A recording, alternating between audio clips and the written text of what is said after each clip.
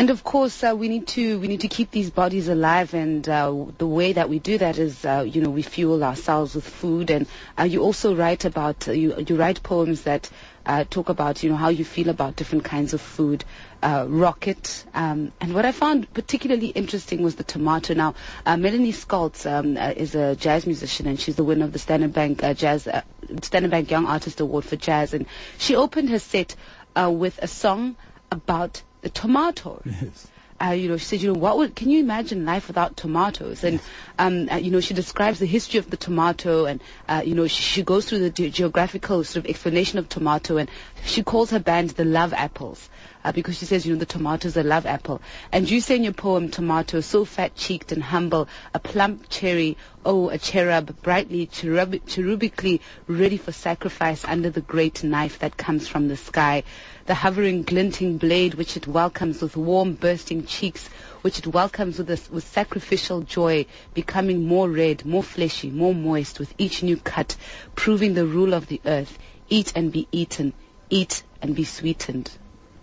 Yes, well, I mean, I can't imagine life without the tomato and the fat, cherubically bursting with joy, happiness of the tomato, and the sacrificial willingness of the tomato to be eaten. So, in a sense, it's a play. It's a playful poem. It's about that state of fleshy redness, of moistness, of organic pleasure-filled, juicy being and existence in the world. And so the tomato, it's both an object to be eaten, but one is also the tomato. I mean, we are all tomatoes, and we are all these things in the world that are out there for joyful consumption in a way. Eat and be eaten, eat and be sweetened. Eat and be sweetened. So it's both the object and the subject, that being the tomato, being eaten and eating. The poem is really about the joy of living in the flesh. Now, you break the book up into different journals. Can you explain why?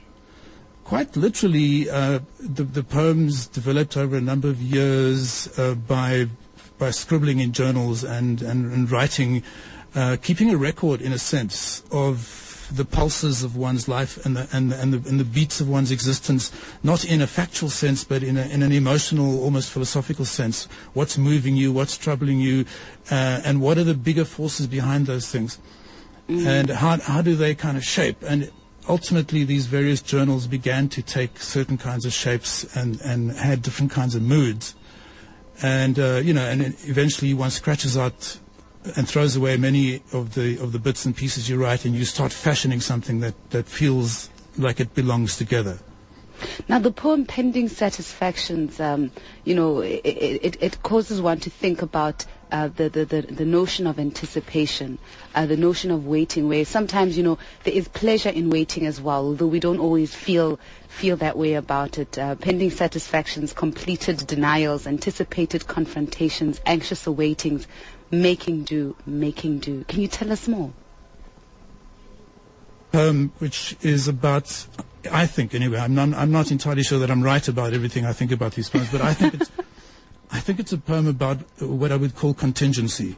That is the state of suspension in the world where everything depends on something else, and things that are important have to wait because other things are also important, and everything is related to everything else. And it's also about the state of nerves and high anxiety in which we live, where we very seldom arrive at a point where everything is just okay and where we are is just fine. Everything we're doing is a waiting room for the next place, and it's a nervous waiting room. And going to sleep is a terror because you're going to have bad dreams, and waking up is a terror because you never know what's going to happen the next day. So it's about that state of human contingency where it is impossible to relax. And this poem is actually quite a humorous look at that. It's a way of poking fun at the way in which we find it impossible to ever settle and come to any kind. Leon de Kock's Bodyhood is a collection of his poems, beautifully written. For such a slim volume, there's so much in it, so much in it. Thank you very much. I kind of packed it in. It's many years of writing, and I tried to throw as much of it out as I could. I was left with only that which I just could not throw away. I like throwing poems away, and I like resisting the urge to write poems, because too many people write too many poems. Yeah.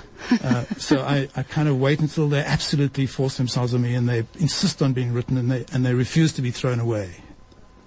Leon de Kock is head of the School of Literature and Language Studies at Wits University. He's a writer, translator, and academic, and has worked as reporter, sub-editor, and in the private sector. His collection of poems called Bodyhood is published by Umuzi for 130 Rand. Leon, it was an honor and an absolute pleasure having you on SAFM Literature. Thank you very much.